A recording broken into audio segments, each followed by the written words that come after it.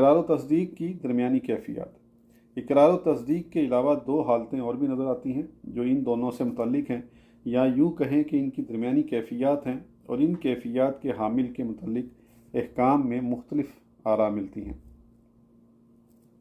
Number ایک شخص اسلام و ایمان کے بارے میں دل سے تو قائل ہے، لیکن اس کو زبانی اقرار کا موقع نہیں ملا کہ وہ اپنے اسلام کو ظاہر کرتا، اور اس اثنا میں وہ راہی ملک بقا ہوا۔ ایسے شخص کے بارے میں دو رائے ہیں۔